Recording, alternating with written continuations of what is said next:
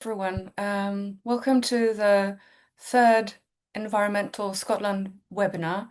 And just to, as a few words of introduction, the Environmental Scotland webinar series was conceived by Carla Sassi, who organised the first instalment in September 2021. And I was honoured to take over from Carla and host Environmental Scotland 2 in April 2024, last year. If you missed any of that, don't worry, the recordings of both webinars are available on the EASL website.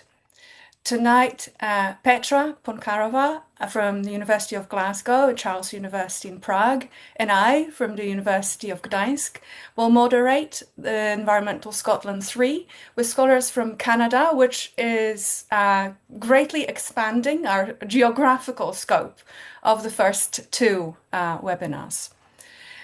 We've got two panelists, and I'm just going to go straight into introducing Dana. Dana Graham-Lai is a PhD student in Simon Fraser University's Department of English in British Columbia. She holds an MA in Interdisciplinary Humanities from Trinity Western University and an MA in English Literature from Carleton University. Dana views 19th century Scottish women's writing through an eco or geocritical lens and focuses on theories of space and place within that framework. Dana's research is funded by a Canada Graduate Scholarship by the Social Sciences and Humanities Research Council of Canada. So let us welcome our first speaker. Dana, are you ready? I think so. Thank you so much for the lovely introduction. I'm just going to share my screen and hope that everything goes well here. And it looks like it is going well. All right. Alex and I both want to begin by acknowledging that we live and work on the unceded territories of the Coast Salish peoples, specifically the Musqueam, Squamish, Tsleil-Waututh, Katzie, and Coquitlam First Nations in what is now British Columbia, Canada. And I am also from Takamatkoojik, or Parsbro, Nova Scotia, the ancestral territory of the Mi'kmaq people.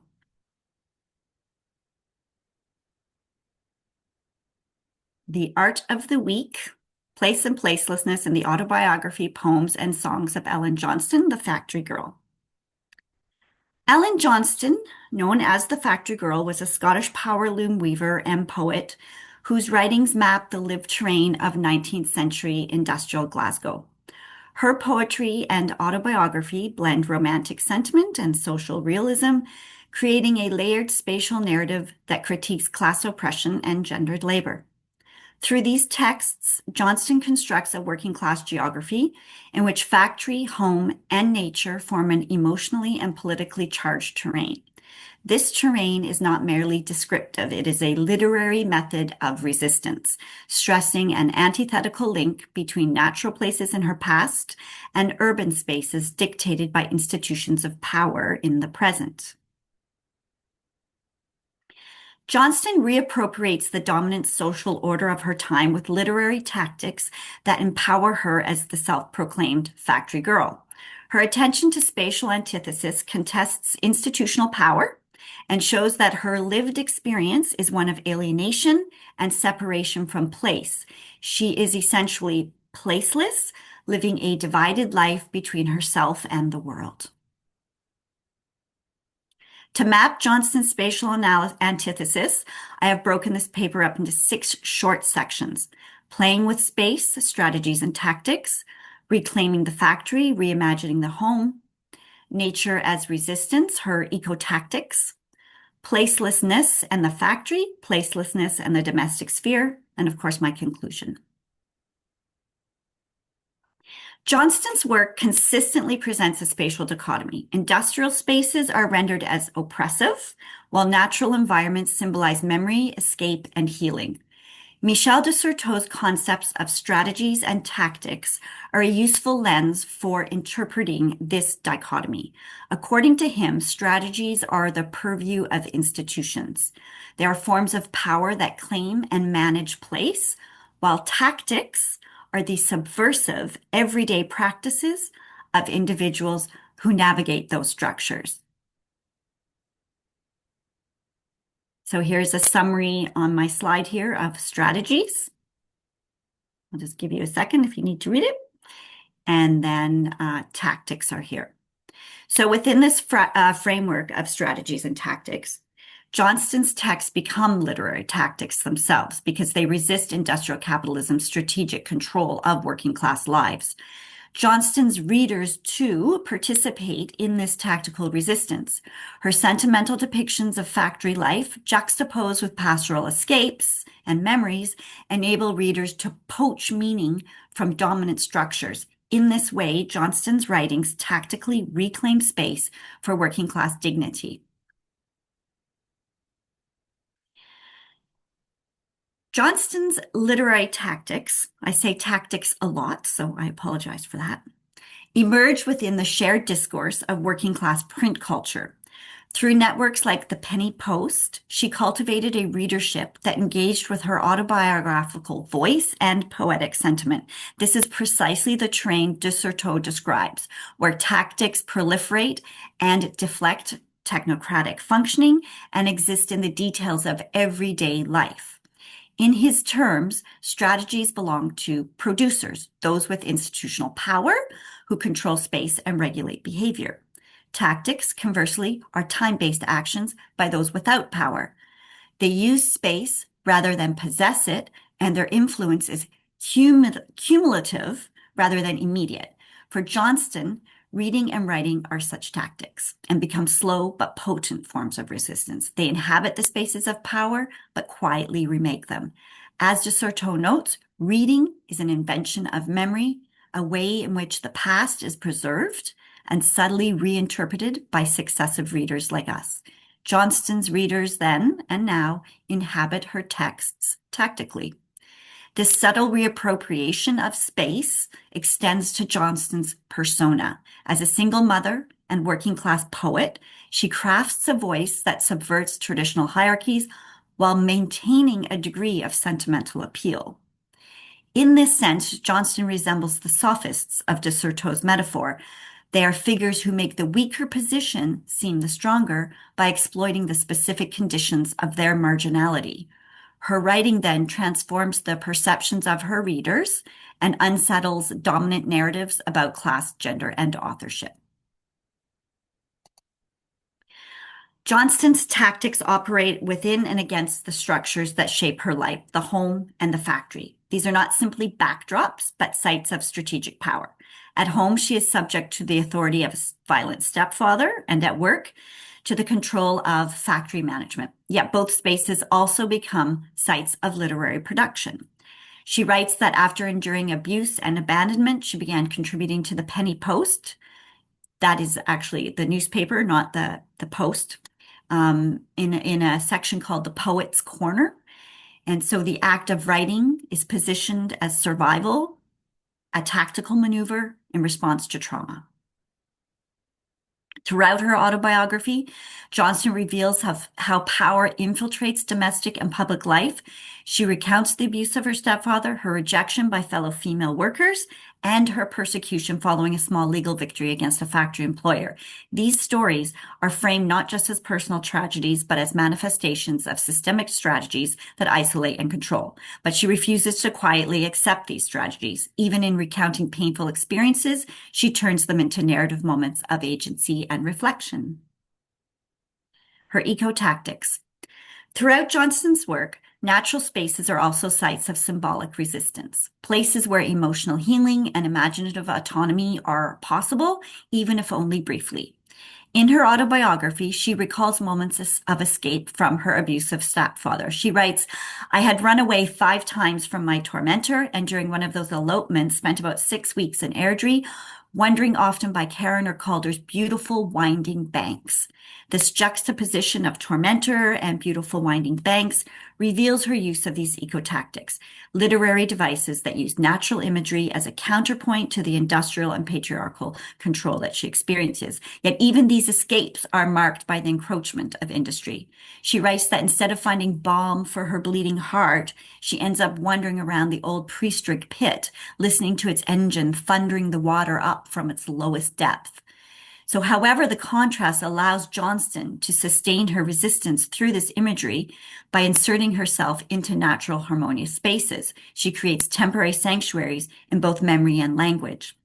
In an address to Kelvin Water, Johnston elevates such sanctuary to near mythic proportions. She writes, "My memory hath bloomed with a mystical spell, as often I wondered thy beauties recounting, and drank the cool spring of thy famed three-tree well."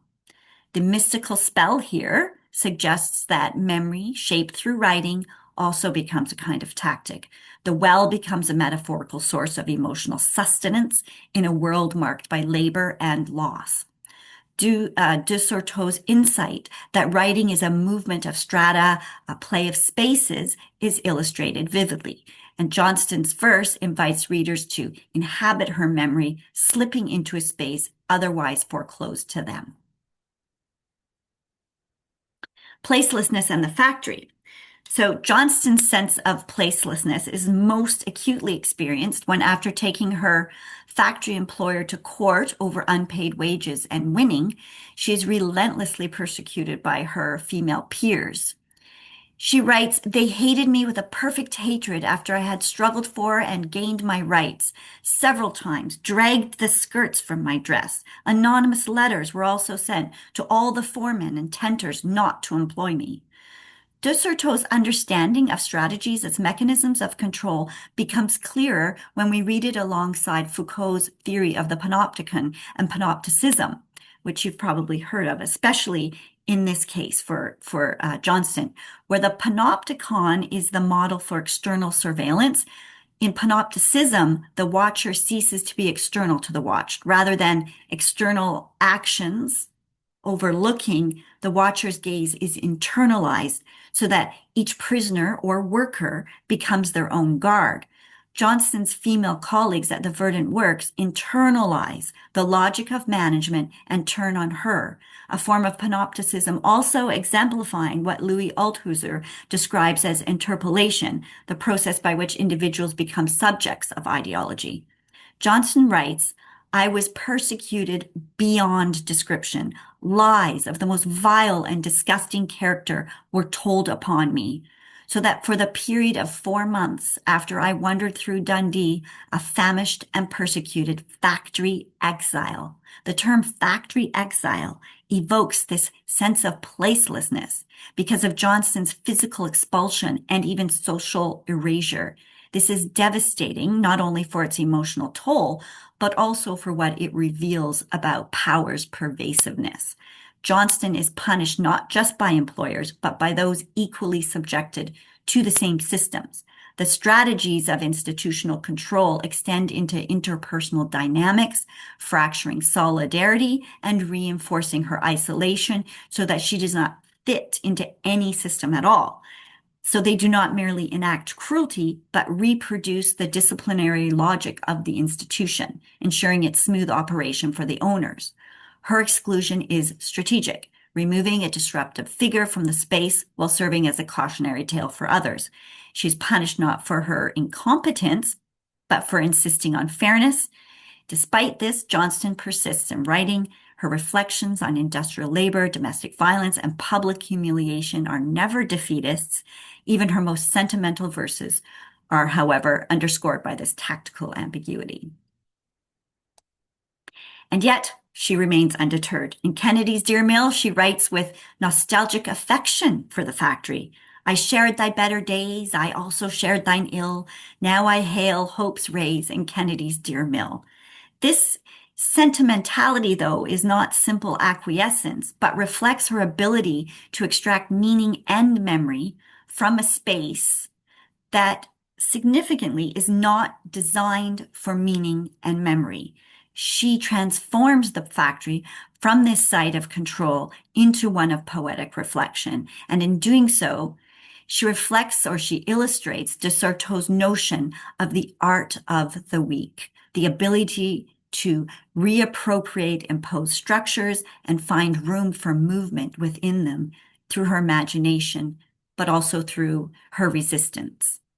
While she exposes the violence and alienation inherent in factory life, she also sentimentalizes it. This dual portrayal underscores the entanglement of survival and exploitation. For Johnston, factories are not just oppressive from the top down, they're also sites of social connection, limited autonomy, and crucially, that poetic reflection. Here's one of her short poems, part of one of her short poems. The girl so neat and fair, the boy so frank and free, I see a charm that's rare in them as well as thee. The sunlight of their smile doth linger near me still, and cheers me at my toil in Kennedy's dear mill. Her poem, another poem, I'm moving on now, Tenant's Excursion, narrates a rare outing granted to workers at the chemical works of Charles Tennant and Company. It's called The Pleasure Trip, and it conveys a sense of benevolence, masking the underlying strategy of control. While the workers enjoy a temporary reprieve from the factory's grind, the entire event is carefully orchestrated by the employer. A boat race with a silver crown as prize creates competitive tension, subtly reinforcing capitalist ideologies of merit and reward. Johnston's narration is warm and richly descriptive, yet it ultimately functions as a tactic of irony. What appears as leisure, more like forced leisure, is revealed to be another form of regulation, one cloaking its strategic intent for camaraderie. The workers are linked hand and heart, but this solidarity is momentary. The natural space they visit is not free, but rented, in a sense, by the employer's permission. In poems like To the Factories of Monsieur J. and W. I. Scott and Company, she uses sarcasm masked as praise to critique capitalist excess. She writes, Thrice do I hail thee on thy gorgeous throne, how vast are thy dominions and thy wealth. What first appears as flattery soon collapses into a scathing antithesis, though. She recalls a time when the area was covered in flowers, where thou standest now, she says to them, and she contrasts it with the factory where she now toils. The transformation of the landscape mirrors the transformation of labor, from natural engagement to mechanized servitude. Here, Johnston exposes the rhetorical device that defines much of her work, the antithesis of place as resistance. Joy and sorrow, nature and factory, memory and trauma are paired not to reinforce one another, but to disclose the machinery of social control. As she herself admits, I often smiled when my heart was weeping. The gilded mask of false merriment made me appear happy in company when I was only playing the dissembler. So the act of concealing her true feelings becomes her tactic, a conscious performance that enables her survival. And almost done here. The domestic sphere, Johnston's sense of placelessness begins at home. Her father emigrated to America, leaving her vulnerable to the abusive stepfather that I mentioned before. And he forced her into factory labor at 11 years old. She recalls how she absconded from their house as the fox flies from the hunter's hounds, only to be found and returned by a relative. In her mother's reaction, she beat me till I felt as if my brain were on fire. Strategies of control filter into the domestic sphere as well. Even her mother, another working class woman, becomes an instrument of discipline, unable to escape the logic of a society that polices deviance, especially female deviance, from within. Hierarchies in the workplace replicate themselves in the home, displacing solidarity and intensifying Johnston's sense of isolation. Johnston's texts become what Desserteau calls spaces of the other, realms in which the dominant order is inhabited but not fully obeyed. Her use of antithesis and eco-tactics to express her experiences of place and placelessness is a powerful, powerful literary method that allows both writer and reader to imagine different relations of place to power. That's it. Thank you so much for listening. Thank you. Thank you so much, Dana, for your presentation. Thank you. There's some audience approval, I can see. We are going to leave the discussion, as Petra said, till the end. So now we have a second speaker, and Petra is going to introduce Alex.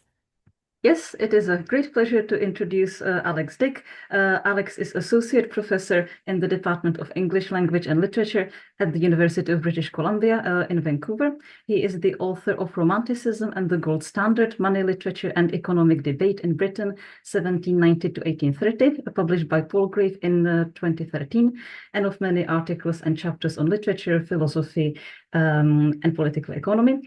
He is currently researching 18th century and Romantic period literature on the Highland clearances, on the coastal poetics of the Hebridean Islands, and on Scottish indigenous encounters. He has also recently co-edited a special issue of 18th century studies on 18th century coasts, which will appear this autumn, and I'm sure that we are all looking forward to seeing that very much. So now over to you, Alex. Thank you. I have some longer quotations from Scott's Lord of the Isles that I'm not going to read, but I will have them up on the screen as I'm discussing them. And they're sections of the poem that I think should be relatively familiar. So I'm just going to jump in now. This is called Island Lords, Walter Scott's Coastal Poetics and the Politics of Infrastructure. The Lord of the Isles, Scott's last verse romance, has never garnered as much critical acclaim as his earlier poems. Most readers still agree with George Ellis's complaint in the Quarterly Review that in making the Battle of Bannockburn a mere episode in the love story of Ronald MacDonald, the titular Lord of the Isles, and the maid Edith MacDougall of Lorne, Scott contravened the rules of novels and romances. The poem's obvious preposterousness, Ellis surmised, lies in its mismatched scales. National history cannot fit in a marriage plot without the structural ironies of the historical novel. But there was more to Scott's scale-defying overreach than Ellis realized. On July 29th, 1814, a few months before The Lord of the Isles appeared, and while Waverley was in press, Scott embarked on a tour around Scotland aboard the Lighthouse Yacht, a 58-foot, 10-ton sloop owned by the Northern Lights Commission, accompanied by Robert Stevenson, who was conducting a periodic inspection of the lighthouses, several commissioners, and Scott's friend, the Judge William Erskine, attending the summer circuit courts in Orkney and Shetland. The diary of this tour appeared as Vacation 1814, Voyages in the Lighthouse, Yacht to Nova Zembla and the Lord Knows Where, in Lockhart's 1837 Memoirs of the Life of Walter Scott, and it has since become a key source for biographical and environmental readings of Scott's works, notably The Pirate from 1822.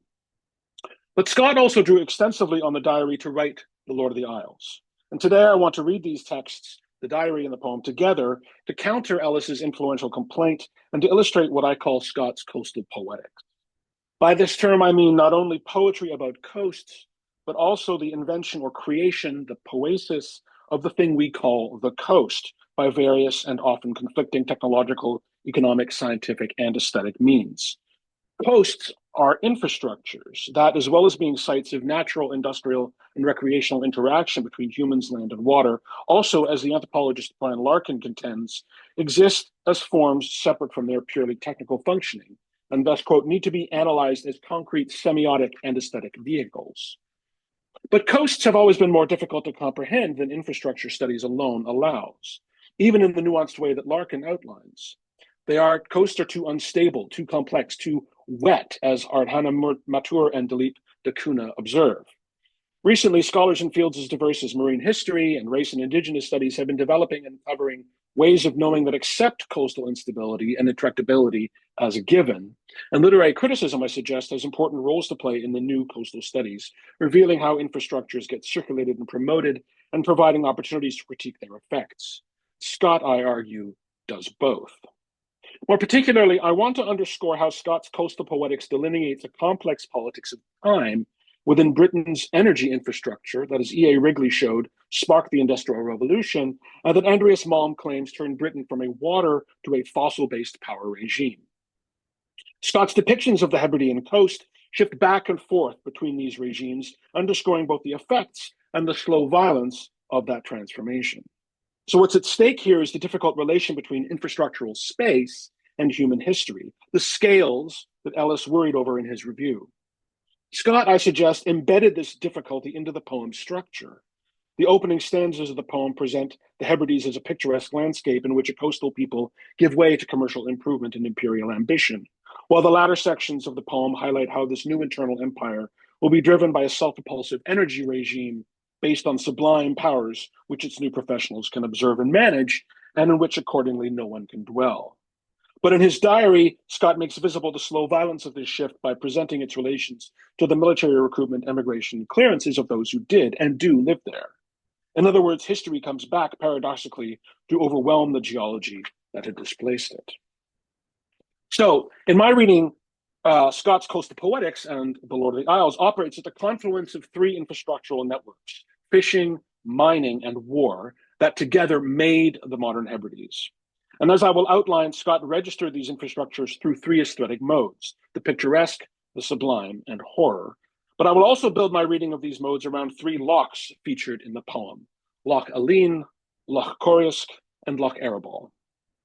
I begin with Loch Aline in Morvern, off the Sound of Mull, because Scott's setting of it in the opening lines of Canto 1 of the poem is a moment of profound sonic and cultural unity, right down to the consistent iambic tetrameter rhythm that presents itself as a kind of natural pre-modern infrastructure. The poem absorbs the sound of Mull into the bard's songs for Ronald MacDonald, the poem's titular lord, with which he tries to wake Edith of Lorne, his intended bride, as the loch, becalmed by the same wave-like song, is reflexively personified as Edith. Although enchanting, the scene is also deeply ironic. The song doesn't work. Edith is deeply anxious about her marriage. The lordship is threatened by rival clans, including Edith's brother, Edward Campbell of Lorne. Rather than embrace an independent Hebridean lordship, which depends on her marriage, Edith identifies herself with a skiff navigating the Sound's rocky coastline. And this turns out to be carrying Robert Bruce, making his first foray toward reclaiming the monarchy, and to whose initiative, skill, and foresight the Hebrideans will, by the end of Canto 2, submit. Further eclipsing its opening image, then, the rest of the poem's first two cantos operate in what I call a colonial, well, not one, but what scholars call a colonial picturesque mode, of which art historians have found examples across the British Empire, visualing both its commercial prowess and the disappearance of indigenous cultures. Scott's poems are known to have provided the temporal and historical backbone of this aesthetic ideology. And as Nigel Leask has recently documented, Scott heavily influenced William Daniel and Richard Ayton's voyage around Great Britain. Daniel's Aquatant of Tobermory here, which is on the Isle of Mull, just across from the Sound from Loch Aline and Artonish. Daniel's Aquatant of Tobermory, which puts commercial infrastructure in the foreground, sea transport in the middle, and the dim, mysterious, primitive landscape of Ardnamurchan into the distant background, is a key instance of this colonial picturesque mode. Daniel's prints documented the coastal improvements around Scotland as well, including the Hebrides, by the British Fisheries Society. And in the longer version of this paper, I outline how the historical dynamic of the picturesque also features in the work of its advocates. Both John Knox's A View of the British Empire from 1785 and James Anderson's account of the present state of the Hebrides, 1786, which were formative texts in the establishment of the British Fisheries Society and its infrastructure of town and port building, particularly. These texts contain long excursuses on the history and culture of the Highlands and Islands, the reasons for their assimilation into Scotland, and the challenge of improving the region exclusively through agriculture. They both suggested that by building towns, harbors, and ports, the government can in one move facilitate a regional market economy, stimulate local fishing, train naval seamen, and replace the revenues lost to the American colonies. Scott's own observations on the improvements at Tobermory in the diary, and especially his citation of Robert Stevenson's criticisms of it, demonstrates his awareness of how the seascape was being continually adjusted to suit the demands of the new fishing infrastructure, and thus further pushing a Hebridean way of life into picturesque ruin. In the middle cantos of the poem, Scott shifts focus to Robert's progress toward his victories at Carrick and Bannockburn, and with that to a new idea of power derived not from water, but from mining infrastructures. The key moment in this shift is Scott's influentially sublime description of Loch Corrisk on the south coast of Skye. And this is the famous passage, which includes references to earthquakes and stone and granite and so on. It's a very stone-filled, rock-filled description. What I want to stress here is the connection Scott establishes between geology, motion, and time. The meeting of lake and stone tells, Scott says, of an archaic, catastrophic outrage, much like that described in James Hutton's theory of the Earth, as Tom Furness has recently noted, though it also resembles a stratigraphic zone in a cliffside and evincing tectonic shifts and mass extinctions like those that were being observed and published by the English coal surveyor William Smith. The mountains, the poet tells us, are granite, which was already being mined in the Western Highlands in the late 18th century. The geological references, in other words, mix deep time and historical change, medieval history and the romantic present, coast and ground into an abstract hyperspace. All is rock at random thrown, black waves, bare crags, and banks of stone, as if we're here denied the summer sun. Scott is not so much validating Hutton's argument for the perpetual remaking of the earth by limitless catastrophic revolutions as he is elaborating its implications. The radical transformation of the landscape occurs both for all time and right now.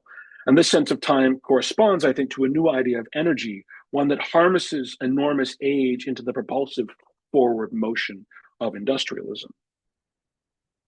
Now, after the 1814 publication of The Lord of the Isles, Scott's sublime sense of Koriousk's history transcending power was increasingly identified with the loch itself. Daniel and Ayton reference the poem in their description of Koriousk, and the boatsmen in Daniel's aquatant, up on the top left, are surely reminiscent of King Robert and his entourage, or perhaps of Scott and his, who visited the loch during the tour. Nigel Leask suggests that the painting, quote, extols a rigorous asceticism and a disciplined imperial masculinity. But later paintings by Turner, which became the frontispiece to Scott's complete poems and was famously heralded by Ruskin, and later Sir David Murray, down on the bottom left, focus on the mountain, representing it as unearthly, abstract, in a state of motion. Another reinterpretation of Scott in a similarly sublime vein is that by the geologist James McCulloch, whose own 1814 visit to Loch Koriousk is the climactic conclusion of his 4-volume 1824 Highlands and Western Isles of Scotland.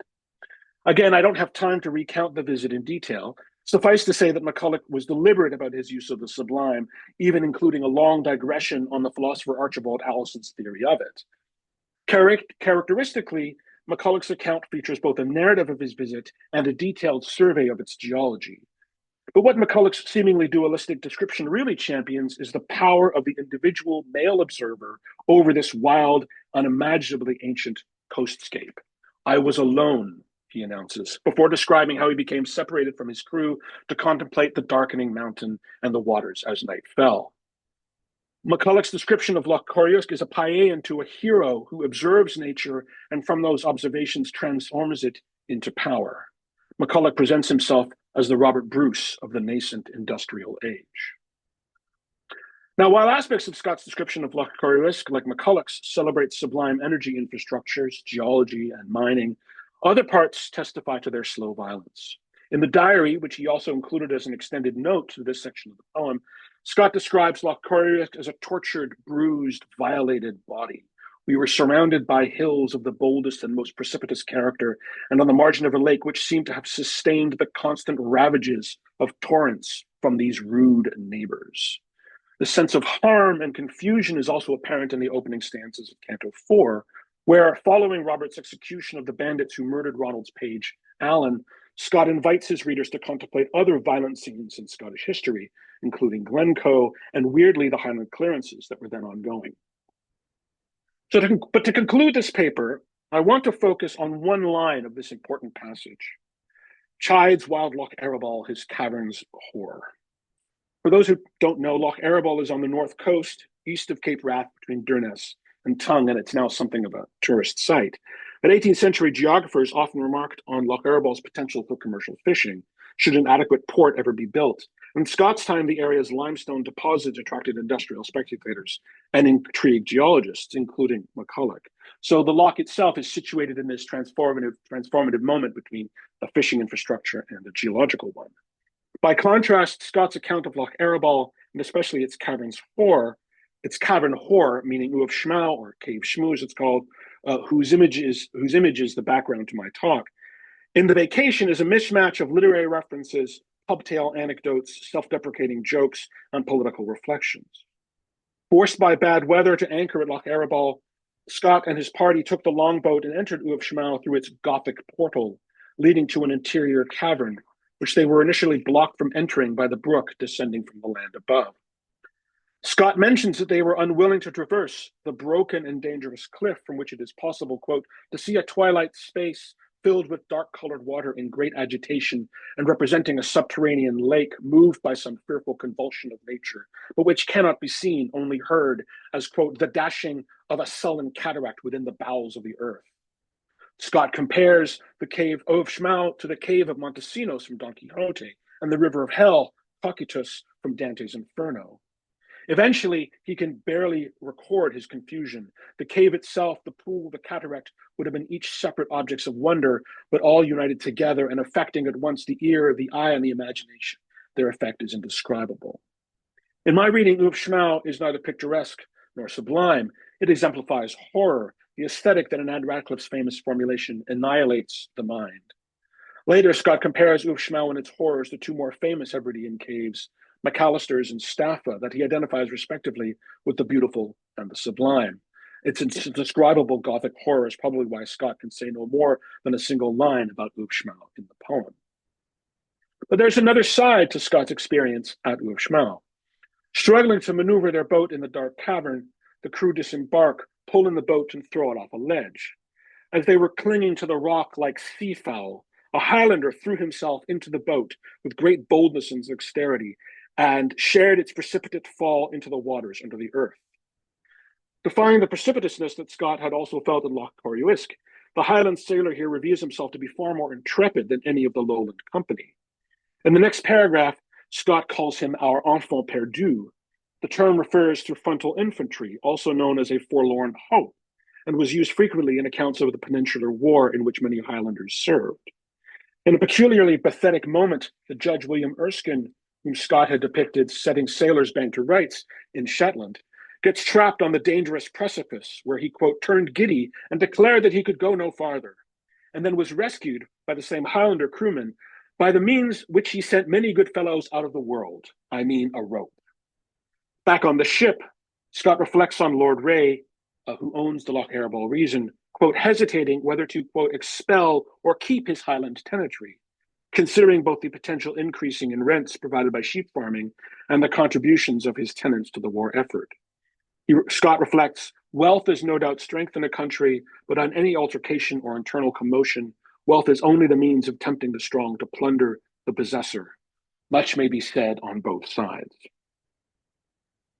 So I'm tempted, by way of conclusion, to call Scott's account of Uwe Schmau an example of infrastructure breakdown, those instances when the progressive confidence that hold infrastructures together collapses under the sheer weight of its own complexity. And in the longer version of this paper, I bring this realization to bear on the concluding cantos of the poem, especially the cross-dressed Lady Eve's silence up to and including the Battle of Bannockburn, a passage that Simon Bainbridge argues is the most violent in Scott's oeuvre, and in which Bruce's triumph and the political, if not infrastructural, implications of its allegory also comes under considerable duress. But I'll conclude here with two other observations. First, whatever breakdown the horror of Schmau might represent, it is not one that entirely jeopardizes its transformation to or formative potential by way of aesthetics. Part of the passage appears in a note to Canto 4 and in Daniel and Aiton's Voyage, which also quotes liberally from it as part of its coast-defining mandate. Second, archaeologists surmise that Uwe Schmau, like many other seemingly hostile or alienating coastal locations in the Highlands and elsewhere, has been continuously inhabited for up to 8,000 years, with midden strata of seashells particularly noticeable at the 3,000-year mark.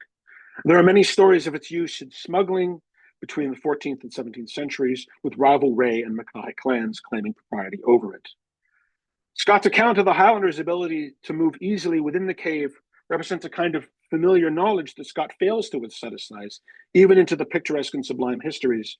But that does not allow him to engage, but that does not prevent him from engaging in a more tragic or horrible registers of Highland life within the new infrastructural arrangements that abutted the clearances.